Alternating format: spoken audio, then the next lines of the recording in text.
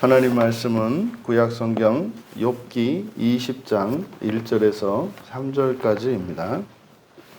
구약성경 779쪽에 있습니다.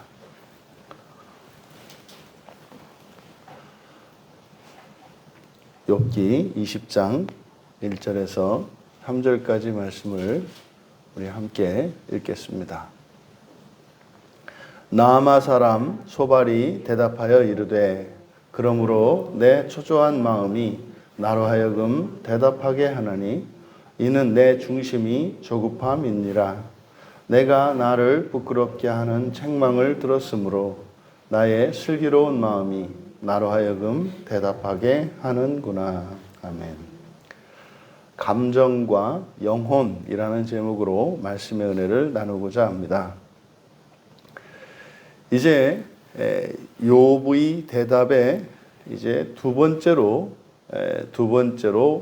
이제 나아마 사람 소발이 대답을 합니다. 지금 이 소발이 자신이 왜 말을 하게 되었는가에 대해서 이제 3절까지에 걸쳐서 이야기하고 있는데, 이것을 통해서 사람이 타락한 이후에 우리가 존재론적으로 일어나게 된 이 분열의 모습을 여기서 이제 보게 됩니다. 소발이 자신이 대답한 이유를 두 가지로 2절과 3절에서 각각 그 이유를 설명하고 있는데, 첫 번째로 2절에서 그러므로 내 초조한 마음이 나로 하여금 대답하게 했다. 지금 자기가 말한 이유가 이제 우리말 성경에는 초조한 마음 이렇게 되어 있습니다. 그러니까 초조한 마음으로 인해서 내가 말을 하게 한다. 그러니까 욥 네가 말한 그 내용들, 네가 말한 그것이 내 마음을 초조하게 했다. 뭐 이런 의도인 거죠. 근데 여기서 초조한 마음이라고 번역된 히브리어가 사이프라는 말이거든요. 이 사이프라는 말은 4장 13절에서 한번 등장했었는데, 그때는 생각이 번거로울 때라고 번역을 했어요. 생각이 번거로울 때. 그래서 이 사이프의 원래적인 의미는 분리, 분열, 또 나뉘어진 생각을 나타냅니다. 그러니까 우리가 이렇게 일상생활을 할 때 어떤 사건이나 무슨 말을 들었을 때 우리 안에서 두 마음으로 나뉘잖아요. 그러니까 두 마음 정도가 아니라 뭐 세 마음, 네 마음, 별의별 생각이 다 들지 않습니까? 이것을 사이프라고 합니다. 그래서 이것을 적당하게 뭐 우리말로 번역하기가 어려워서 이제 앞에 4장 13절에서는 생각이 번거로울 때라고 했고, 여기는 초조한 마음이라고 되어 있는 거죠. 그러니까 이거를 그냥 사전적인 의미를 그대로 나타낸다면 뭐 분심 이런 거 아니겠습니까? 갈라진 마음 이런 거죠. 갈라진 마음, 쪼개진 마음, 이게 분심이죠. 그러니까 그대로 뭐 문자적으로 번역을 해서 이걸 사역을 한다면 그렇게 되겠죠. 그러므로 분심들이 갈라진 여러 생각들이, 분심들이 대답하게 한다. 왜냐하면, 그러니까 이제 왜냐하면은 자기의 마음이 갈라진 이유, 이렇게 갈라진 이유를 설명하고 있는데, 내 중심이 조급하기 때문이다. 이제 중심이라고 번역한 것은 히브리어 원문에서는 그냥 안입니다. 내 안, 내 속이 급했기 때문이다. 내 속이 급했기 때문이다. 이렇게 말한 건 뭐겠습니까? 바로 욥이 바로 앞에서 친구들에게 경고를 했단 말이죠. 너희들 심판을 받게 될 것이다. 심판을 받게 될 것이다. 그러니까 지금 친구들의 입장에서 욥을 바라볼 때 욥은 문제가 있는 사람이란 말이에요.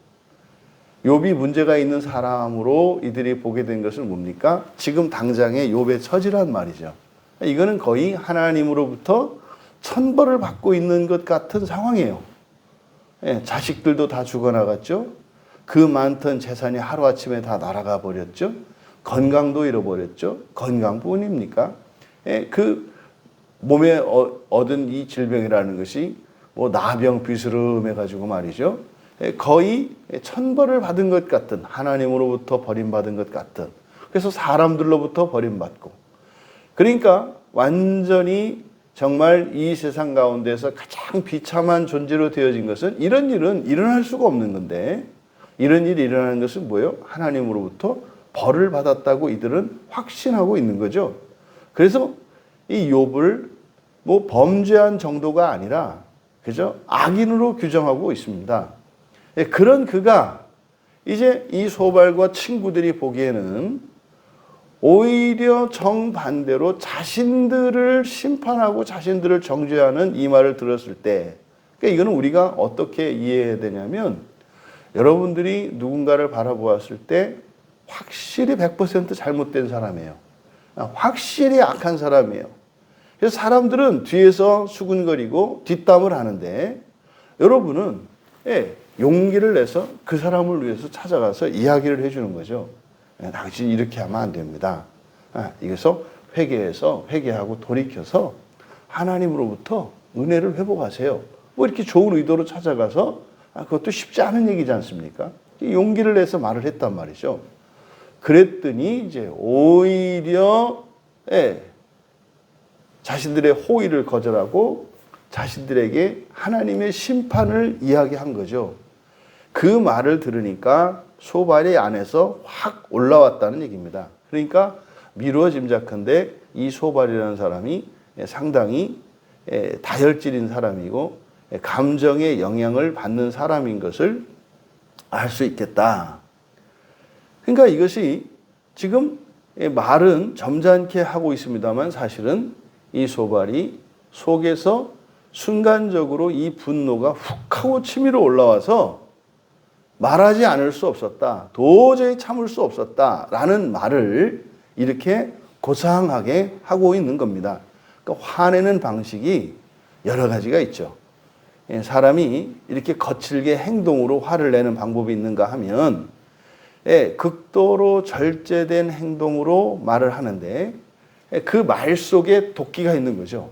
지금 소발이 이런 상황입니다. 그래서 첫 번째로 소발이 대답한 거 뭐예요?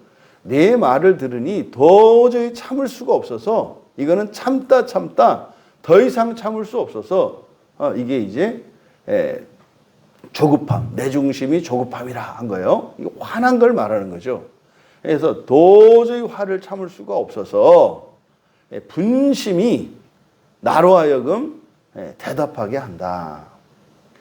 두 번째 소발이 대답한 이유를 이제 3절에서 밝히는데 내가 나를 부끄럽게 하는 책망을 들었으므로 나의 슬기로운 마음이 대답하게 한다. 여기는 좀 여기서도 번역을 좀 바로잡아야 될 필요가 있는데 먼저 이 슬기로운 마음이라고 번역되어 있습니다. 그래서 슬기로운이라고 번역된 이 말이 이제 비나라는 말인데 이게 신명기 4장 6절에서는 지식으로 그리고 역대상 22장 12절에서는 총명으로 그리고 욥기 28장 28절에서는 명철로 그리고 욥기 39장 26절에서는 지혜로 번역된 단어입니다. 그러니까 이 단어가 성경에서 상당히 다양하게 이렇게 번역이 되어 있어요. 그래서 이 비나라고 하는 이 말은 분별하다라고 하는 빈의 명사형입니다. 그래서 뭐 이해력, 뭐 통찰력, 분별력 이런 의미를 가지고 있는 단어입니다. 그러니까 여기서 슬기로운 마음, 또 마음이라고 번역했는데 이것은 맞지 않죠. 왜냐하면 마음이라고 번역한 이 말은 루아흐이거든요. 그러니까 루아흐는 어떤 경우에도 마음으로 번역할 수 없습니다. 그러니까 루아흐는 영혼이죠. 영 또는 영혼 이렇게 되는 거죠. 그러니까 여기서 슬기로운 마음이라고 번역된 것은 맞지 않고 영이죠, 영. 그래서 그리고 뭐뭐로부터라고 하는 의미를 가진 접속사가 붙어 있어요.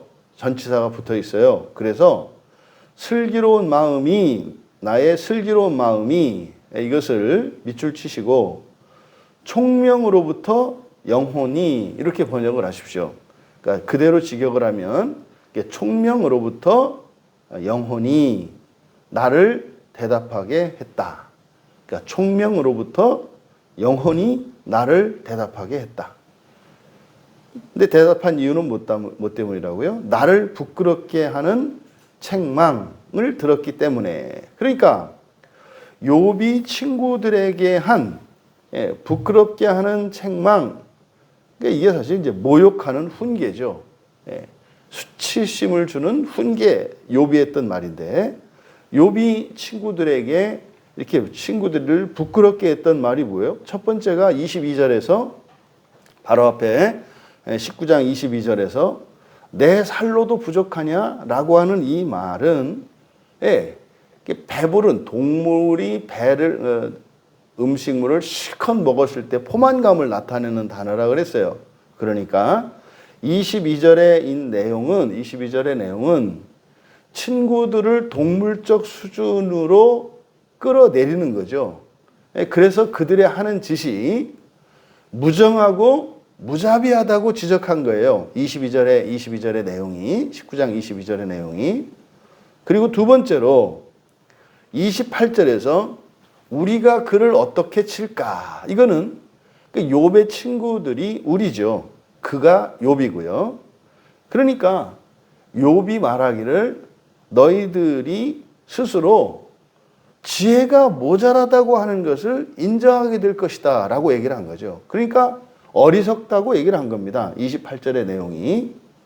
그리고 29절, 이제 결정적인 사건이죠. 심판으로 칼의 형벌을 받게 될 거라는 거죠. 그러니까 지금 자신을 도우려고 하는 이 친구들의 호의와 또 친구들의 이 지혜를 무시하는 정도가 아니라 앞으로 이들은 칼의 형벌을 하나님으로부터 받을 것이며 현재 그들은 거의 동물의 수준에 머물러 있다라고 이야기한 것이기 때문에 여기에서 친구들이 몹시 모욕감을 느낀 겁니다. 바로 이 이야기를 3절의 상반절에서 내가 나를 부끄럽게 하는 책망을 들었으므로 라고 이야기를 한 거예요. 그래서 총명으로부터 영혼이 나를 대답하게 했다. 그러니까 지금 이 말은요, 자신의 대답이 감정에 기인한 것이 아니라 이성적이고 영적인 것임을 얘기하는 거예요. 왜요? 욥이 친구들을 동물적 수준으로 보았고, 그리고 욥이 친구들을 자신보다 지혜가 없다고 보았고, 이렇게 육체적이고 동물적이고 세속적이라고 보았기 때문에 자신들이 영적이라고 이야기를 하는 겁니다. 그러니까 지금 이 소발의 대답 속에는요, 아주 극도의 절제가 들어있지만, 하지만 이 안에는 또 그와 함께 뭐요? 아주 격분한 것이 보이는 거죠. 그러니까 이 말 속에 그런 의미들이 있다. 여기서 이제 우리가 얻을 수 있는 인간에 대한 이해, 사람에 대한 그 지혜를 얻을 수가 있는데, 이렇게 다른 누군가와 이렇게 대화를 나누거나 또 이렇게 다른 사람의 주장에 대해서 이렇게 반박을 할 때, 이렇게 감정적인 원인이 있고 또 지성적인 원인이 있다는 것을 알 수가 있어요. 그러니까요, 이런 거죠. 상대방이 틀린 말을 하지 않았는데 그 사람의 태도라든지 그 사람의 말이 내 감정을 건드려요. 그것은 옳고 그르고의 문제가 아니죠. 아무리 바른 소리를 한다 하더라도 미우면 소용이 없는 거예요. 그러니까 미운 짓, 미운 행동, 그리고 나의 어떤 약점이라든지 이런 아킬레스건을 건드리면 그 사람의 의도나 진심과는 상관없이 화나게 한단 말이죠. 그래서 이렇게 화를 내면서 대답을 할 수가 있어요. 여러분들이 종종 누군가와 대화를 할 때 자신의 말이 자꾸 오해되어지고 자신의 의도와는 다른 방향으로 대화가 흘러갈 때가 있어요. 이때는 바로 대답하고 서로 대화의 원인이, 대화가 무엇이 원인이 되기 때문에요? 감정적인 대화를 하기 때문이죠. 이게 대표적인 것이 뭐 부부싸움을 한다든지 누군가와 싸움할 때예요. 싸움할 때는 이성적인 원인에 의해서 말을 주고받는 것이 아니라 감정의 영향을 받아서 주고받아요. 그러니까요, 싸울 때는 이미 두 사람이 감정을 앞세우기 때문에 그 사람의 옳고 그름과는 상관이 없어요. 그러니까 오는 말과 가는 말이 전혀 이성적이지 않고 단지 나 화났다, 나 싫다, 나 수치스럽다, 나 두렵다, 이 감정만 쏟아내게 돼 있는 겁니다. 그러니까 우리가 대화를 할 때 말을 사용합니다만 이 말이라고 하는 것이 반드시 이성적인 원인에 의해서만 나오는 게 아니다. 이 생각이라고 하는 것도 마찬가지예요. 그래서 우리의 감정이 이성에 영향을 미쳐서 인간의 지성으로 하여금 생각들을 꺼내게 만들어요. 그러면 우리의 지성에서 나온 생각입니다만 사실은 이게 정상적인 생각이 아니란 말이에요. 이건 뭐예요? 마치 감정에 의해서 주문 생산된 것 같은 말이고 생각인 거죠. 이런 것은 오류고 오판입니다. 이런 말들을 우리가 분별할 수 있어야 하는 겁니다. 어떤 사람이 말을 하는데 상황에 맞지 않는 말을 해. 그리고 나의 의도를 파악하지 못하고 전혀 이것과 상관이 없는 말을 해. 그랬을 때 우리는 그 말에 반응하는 것이 아니라 알아차려야 되는 것이 뭐예요? 아하, 이 사람이 지금 말을 하는데 지성적인 말을 하는 게 아니라 감정적인 말을 하고 있구나. 그것은 여러분 말을 이렇게 점잖게 하고 고상한 어휘들을 사용한다 그래서 그게 지성적이고 이렇게 좀 거치고 투박한 말을 한다 그래서 그게 감성적인 게 아니에요. 상황에 적절한 적실성이 있는 말을 할 때 그것이 지성적인 것이고 상황과 상관이 없는 빗나간 말을 할 때 이게 감정적인 거죠. 이게 많은 사람들이 오해하는 게 감정적인 것과 지성적인 것을 이게 목소리라든지 이렇게 톤이라든지 이런 걸 가지고 판단을 한단 말이죠. 아니죠. 그렇지 않습니다. 뭐 이렇게 막 목소리를 높이고 뭐 크게 이야기하고 말이 빠르다 할지라도 그것이 지성적인 말이 있을 수 있고요. 지금 소발과 같이 점잖게 조곤조곤 이야기를 하고 있습니다만 이게 감정적인 말이 있다라고 하는 것을 우리가 알아야 한다. 왜 이 소발의 말을 제가 감정적이라고 단언하는가? 뭐라 그랬습니까? 3절에서 부끄럽게 하는 책망, 이 부끄럽다라고 하는 게 뭐죠? 수치심이죠. 이 수치심이라고 하는 것은 성경에서 창세기 3장에서 아담과 하와가 타락한 이후에 죄로 인해서 일어난 이 분리, 내적 분리에서 감정이 쪼개집니다. 원래 사람의 감정은 하나님이 창조하신 사람의 인격성 가운데 감정이 있는데 이 감성에서 만들어내는 것은 원래는 사랑밖에 없어요. 그냥 사랑하는 겁니다. 그런데 이게 죄가 들어와서 이 사랑이 깨져버려요. 그러니까 조각난 감정, 이것들이 이제 앞에서부터 이제 두려움과 수치심과 외로움과 미움이라고 하는, 그래서 창세기 3장 4장에 걸쳐서 사람의 감정이 어떻게 분리됐는가를 가르쳐 주는데 이 네 가지의 감정으로 쪼개진다고. 그러니까 이건 없던 거예요. 그러니까 하나님 말씀에 불순종하고 범죄한 이후에 하나님과 아담과 하와 사이의 관계가 균열이 일어나는데 그때 하나님과 사람 사이에 이런 분리와 균열의 원인이 감정이 부서진 거예요. 그때 사랑이 부서지면서 생겨난 것이 이 네 개의 감정. 이거를 보통 근본 감정이라고 말한단 말이에요. 그러니까 지금 여기서 소발이 느낀 모욕감이죠. 수치심이죠. 이거는 바로 죄로 인해서 분열된 마음인 거죠. 사랑이 동기가 된 게 아니라 바로 수치심이라고 하는 이 거짓 감정으로 말미암아 소발은 지금 분노하고 있는 겁니다. 그러니까 이 소발의 의도는, 그러니까요, 두려움에서, 수치심에서, 외로움에서, 미움에서 나오는 생각들은 이것은 다 감정적인 생각들이에요. 이성적인 생각이 아니에요. 그러면 감정에 따라서 생각하는 것은 전부 다 잘못된 거란 말입니까? 아니죠. 원래 사람이 가지고 있는 감정이 뭐라고요? 사랑이죠. 사랑의 영향을 받아서 나오는 생각은 이건 바른 생각이고 지성적인 거죠. 사실은 이렇게 사랑에 이끌려서 우리의 지성이 작동을 해서 나오는 생각, 나오는 판단, 이것이 바른 판단이고 지성적인 판단이에요. 그런데 사랑이 아닌 다른 감정에 의해서 자극받고 충동받아서 나오는 이런 생각과 결론들은 이것은 감성적인 것이고 바른 생각이 아니다.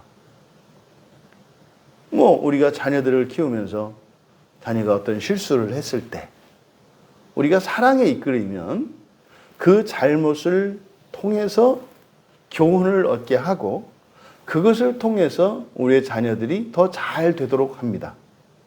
그런데 미움이나 수치심이나 이런 두려움이나 외로움에 의해서 이게 충동을 받으면 오히려 그것 때문에 그 실수 때문에 더 잘못되도록 망가뜨리죠.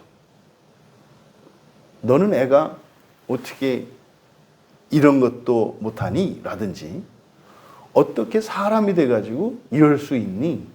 라고 해서 그 영혼을 공격해버리죠. 그러니까 실수나 잘못 하나를 가지고 사실은 더 좋아질 수도 있는 건데 원래는 더 좋아져야 되는 거죠. 거기에서 또 사랑을 느낄 수가 있는 거죠. 사랑은 잘못했을 때 용서를 받고 믿어주고 그리고 격려해 줄 때 생겨나는 게 사랑이에요. 잘해줄 때 느끼는 게 사랑이 아니에요. 그래서 결단코 부족함 없이 잘하는 사람들이, 부족함 없이 살아가는 사람들이 사랑을 느끼지 않습니다. 오히려 약하고 잘못되고 실수했을 때 변함없이 그 관계를 유지하고 지지해주고 믿어주고 기대할 때 거기서 사랑을 느끼죠. 저 사람이 나를 사랑하는구나. 이 자녀들을 키우면서 부모들이 실수하는 게 바로 이런 부분이에요. 저도 몰랐죠. 잘못했을 때 용서해주고 믿어주는 것이 사랑이지. 잘했을 때 뭐 선물을 해주고 뭘 해주는 게 사랑이 아니에요. 그거는 잘하면 누구한테나 인정을 받아요. 사람들에게 인정을 받을 만한 때 사람들은 그때 안 해주는 거는 비정상이죠. 그 사람이. 잘해주는 거는 정상이에요. 그냥. 그러니까 지금 이 소발의 상태가 그 네 가지 근본 감정 가운데 이 수치심에 이끌림, 지배당하고 있는 것임을 우리가 알 수 있거든요. 그래서 이 소발은 감정의 영향을 받아서 말을 하고 있다라는 것을 우리가 알 수 있다. 여기서 알 수 있는 것이 그죠? 감정은 지성에 영향을 미친다는 거예요. 감정은 지성에 영향을 미친다.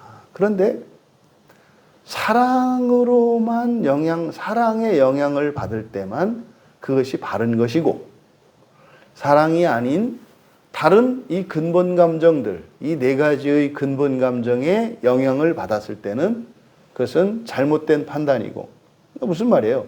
진심이 아니다 이 말이에요. 진심이 아니다 이 말이에요. 그것은 단지 감정의 표출에 불과하다. 그러니까 자신의 감정을 그럴싸하게 교묘하게 이성적으로 포장했을 뿐이죠. 겉으로는 이런 절제된 이성적인 언어를 사용하고 있습니다만 그 포장을 뜯어보면 그 안에는 수치심으로 인한 분노가 터지는 거예요. 이게 지금 소발의 말입니다. 그러면 그 뒤에 이어질 내용들이 어떤 내용인지 알 수 있지 않겠어요? 상상할 수 있는 거예요. 지금 극도로 화가 나서 하는 말이니 뒤에서 어떤 말들이 나오겠어요? 이런 악당과 저주와 비난과 이런 말들이 당연히 나오지 않겠습니까? 그러면 3절에서 끝에 마음이라고 번역된 이게 영혼이라 그랬는데 이렇게 모욕적인 수치스러운 이런 책망을 들었기 때문에 자기의 영혼이 말을 시켰다고 말을 하는 거예요. 그러니까 영혼도 지성에 영향을 미친다는 거죠. 영혼도 지성에 영향을 미쳐서 생각을 만들어내고 말하게 한다는 거죠. 그러니까 지금 이 소발의 대답을 통해서 사람의 지성이라고 하는 것이 그러니까 우리의 생각이잖아요. 우리의 생각이라고 하는 것이 감정에 의해서 작동되기도 하고 영혼에 의해서 작동되기도 하는구나 라는 것을 알 수가 있습니다. 그러니까 사람의 인격성이라고 하는 것이 상호 유기적으로 연결되어 있어서 감정은 지성에 영향을 주고 또 반대로 지성이 감정에 영향을 줄 수도 있어요. 마찬가지로 의지도 감정에 영향을 주고 지성에 영향을 줄 수가 있어요. 그러니까 여러분들이 분위기를 바꾼다든지 마음을 바꾸면 감정이 가라앉는 것을 경험해 본 적이 있을 거예요. 또 여러분들이 감정이 격양이 되었을 때 심지어 어떤 때는 아무 생각 없이 어떤 뜻을 세우고 돌발 행동을 하는 걸 볼 수 있어요. 흔히 말하는 다혈질이라는 사람들이 어떤 사람들이에요? 지성이 마비되고 바로 감정이 그의 의지를 작동시킬 때예요. 그러면 아무 생각 없이 후회할 행동이나 그런 일을 저지르게 되죠. 그러니까 이와 같이 인간의 인격성은 상호 이렇게 유기적으로 연결되어 있습니다. 그래서 우리가 죄 가운데 있기 때문에 우리의 전 인격이 오염됐어요. 그래서 우리는 이 세 가지 인격을 다 바로잡아야 합니다. 근데 그뿐만 아니라 영혼의 좌소는 우리의 영혼은 마음에 있거든요. 근데 마음에서도 지성 안에 있다고요. 그러니까 우리가 죄성에 휘둘르지 않으려면 우리의 지성으로 이런 감정을 먼저 잡아야 해요. 왜? 감정의 역할은 우리의 지성뿐만 아니라 의지까지도 조작할 수 있기 때문에 그래서 우리에게 해를 끼칠 수 있기 때문에 그래서 영혼의 통제를 받아야 해요. 그러니까 지금 소발이 말은 자신이 하는 말이 영혼에 의해서 말을 한다. 이게 뭡니까? 지성적인 말이라는 거죠. 거기서 한 걸음 더 들어가서 영적으로 영혼에 의해서 하는 말이라는 거죠. 그러니까 이것은 자기가 극도의 감정의 이 경랑 속에서 말하고 있는 것을 지성적으로 포장을 해서 말을 하고 있다는 것을 알 수 있다. 예수님을 보십시오. 예수님도 감정의 영향을 받으십니다. 예수님이 생각하시고 말씀하실 때도 감정의 영향을 받으세요. 그래서 예수님이 어떨 때는 말씀하실 때 울기도 하시고 또 화를 내시기도 해요. 영향을 받죠. 심지어는 사랑하는 제자들에게 사탄이라고 말하고 말이죠. 저주받을 자라고 말을 하고 말이죠. 이런 말씀들을 하시잖아요. 이것은 감정의 충동을 받으셔서 하시는 거예요. 근데요, 주님이 가지신 마음은, 주님이 가지신 감정은 사랑이세요. 사랑이세요. 물론 주님께도 이러한 근본 감정들이 있죠. 왜냐하면 우리와 같이 똑같은 성정을 가지셨기 때문에. 하지만 주님과 우리가 다른 것은 뭐예요? 주님은 모든 율법을 지키셨다고 말씀하시잖아요. 그러니까 주님은 이런 거짓 감정들, 이런 근본 감정들이 올라와서 주님의 의지와 지성에 영향을 미칠 때 영향을 받으신다고요. 그때 근데 주님께서는 어떻게 해요? 영혼으로 사랑을 끌어올리셔서 미움을 사랑으로 바꾸시고 외로움을 사랑으로 바꾸시고 두려움을 사랑으로 바꾸시고 수치심을 사랑으로 바꾸셔서 말씀을 하고 행동을 하세요. 여러분 발가벗겨져서 십자가에 누명을 쓰고 못 박혔어요. 그때 네 가지 근본 감정이 다 있어요. 여러분들이 만약에 그렇게 당했다고 생각을 해보세요.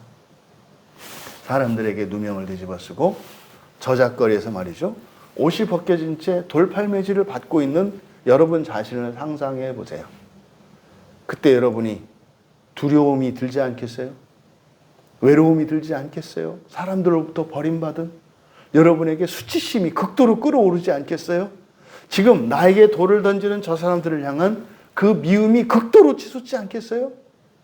그러면은요, 우리가 악다구를 하고 저주하고 발악을 할 뿐이에요. 근데 주님이 십자가에 달려서 하신 것은요, 저들이 자신이 하는 짓을 모르고 있습니다. 저들을 용서해 주십시오. 여러분, 이성적으로 맞지 않는 말씀이세요. 어떻게 주님을 십자가에 누명을 씌워서 못 박아 죽이는 사람들의 용서를 위해 기도할 수 있습니까? 이건 이성적인 행동이 아니에요. 왜요? 씨알도 안 먹힐 거거든요. 아니, 자신을 죽이려는 사람들에게 축복을 한들 그게 축복으로 받아들여지겠어요? 그거는 더 어리석은 일 아니에요? 매우 비이성적인 말씀이세요. 근데 주님이 그런 생각을 하실 수 있었고 그런 말씀을 하셨던 이유는 뭐예요? 사랑에 충동받으셨기 때문이에요.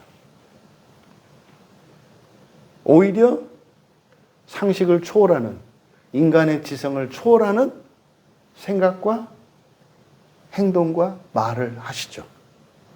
여러분, 정말로 사람은 이런 잘못된 감정에 사로잡혀서 생각하고 뜻을 세우고 행동을 하게 되면 동물적 수준으로 떨어집니다. 그게 인간이라는 존재예요. 또 한편으로 사랑에 우리의 인격이 영향을 받으면 사람을 초월하는 초월적 존재로 변합니다. 이게 사람이 가지고 있는 영광이기도 하고 비참이기도 합니다. 바로 예수 그리스도는 이 땅에 오신 이유가 뭡니까? 우리를 사람이 동물적 수준으로 추락할 수 있는 죄 가운데 있는 우리들을 신적 상태로, 초월적 상태로 사랑에 이끌려 살아갈 수 있도록, 그리고 그렇게 해서 마침내 완전한 하나님의 자녀 되도록 도우시기 위해서 오신 것입니다. 이 소발의 말을 통해서 감정과 영혼이 우리의 지성에 영향을 미치고 그 우리의 지성에서 나온 생각과 말과 판단들이 우리의 일상 속에서 적용된다는 것을 우리가 다시 한번 확인할 수 있었습니다.